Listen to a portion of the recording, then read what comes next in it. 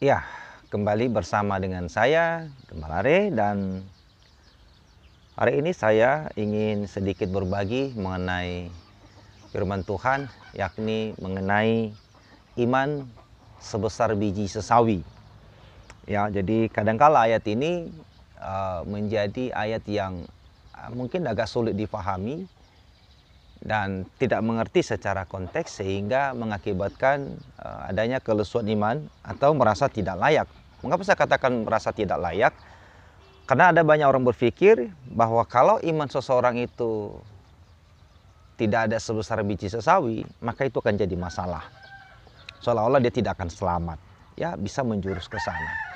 Tetapi kita mau pelajari apakah maksud daripada Tuhan Yesus mengenai iman sebesar biji sesawi. Karena Alkitab berkata bahwa jikalau seseorang memiliki iman sebesar biji sesawi, maka ia bisa memindahkan gunung, gitu ya. Itu yang kita dapatkan. Nah, lalu pertanyaannya, apakah memang iman itu diukur dari segi besar ininya, katakanlah volumenya. Ya, tetapi mari kita lihat saudara, kita akan baca dulu Matius pasal yang ke-17 ayat yang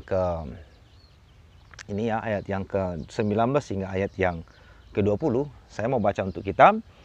Kemudian murid-murid Yesus datang, dan ketika mereka sendirian dengan dia, bertanyalah mereka, "Mengapa kami tidak dapat mengusir setan itu?" Ia berkata pada mereka, "Karena kamu kurang percaya. Sebab aku berkata kepadamu, sesungguhnya sekiranya kamu mempunyai iman sebesar biji sesawi saja, kamu dapat berkata kepada gunung ini, 'Pindah dari tempat ini ke sana,' maka gunung ini akan pindah dan tak ada yang mustahil bagimu."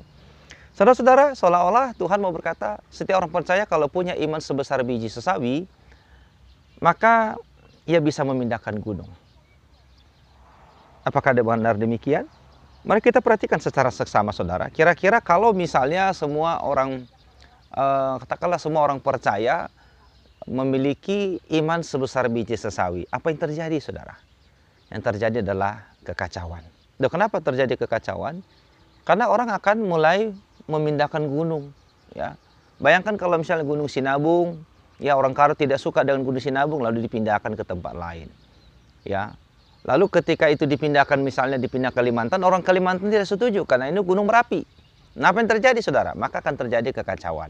Tentu Tuhan tidak menginginkan terjadinya kekacauan. Lalu apa maksud daripada ayat itu? Sebenarnya maksud ayat itu adalah mau menegaskan kepada murid-murid bahwa mereka memang kurang percaya. Kurang percaya apa, saudara? Kurang percaya bahwa dia adalah Allah yang menjadi manusia. Sebenarnya penekanannya di situ. Ya, mereka kurang percaya bahwa Yesus yang ada di depan mereka, yang selalu bersama dengan mereka, itu adalah Allah yang menjadi manusia. Seandainya mereka percaya bahwa Yesus adalah Allah yang menjadi manusia, kalau mereka minta pindahkan gunung, tentu bisa. Tuhan Yesus akan lakukan. Mengapa? Karena Alkitab sudah memberitahu, perjanjian lama memberitahu bahwa kalau juru selamat datang, Mesias itu, maka ia akan banyak melakukan mujizat-mujizat. Ia melakukan mujizat-mujizat itu adalah sebagai tanda kemesiasannya atau bukti kemesiasannya. Jadi sama sekali ayat itu tidak mau mengatakan bahwa kita harus punya iman sebesar biji sesawi baru kita bisa memindahkan gunung. Bukan itu maksudnya. Dan iman di situ bukanlah iman bermaksud untuk iman keselamatan, tidak. Tetapi iman untuk memindahkan gunung. Itu pun konteksnya berlaku kepada murid-murid Tuhan Yesus. Jadi bukan berlaku untuk seluruh orang Kristen pada saat itu.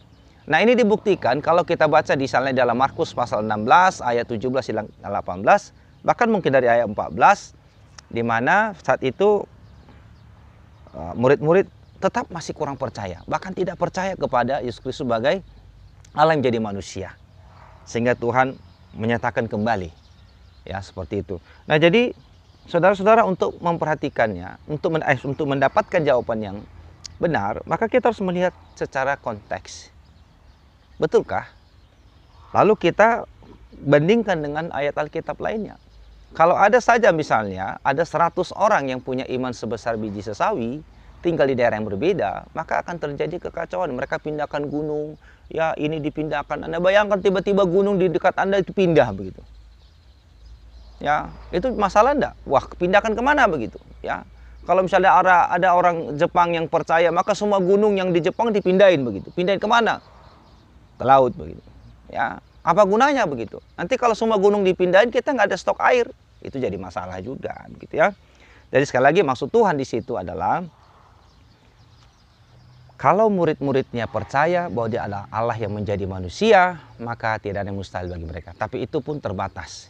Sifatnya temporal, hanya pada saat itu. Sama seperti karunia melakukan mujizat. Itu sifatnya juga terbatas hanya untuk rasul-rasul. Bukan berarti saya tidak percaya mujizat. Mujizat tetap ada, makanya kita berdoa. Tetapi karunia, ya karunia untuk melakukan mujizat dan kuasa-kuasa itu tanda kerasulan. Anda bisa baca itu di dalam 2 Korintus 12 ayat 12, Ibrani pasal 2 ayat 3 sampai ayat keempat. Ya semoga hal ini bisa membuka pikiran kita untuk memahami setiap hal-hal yang sulit dalam Alkitab. Tuhan Yesus memberkati. Amin.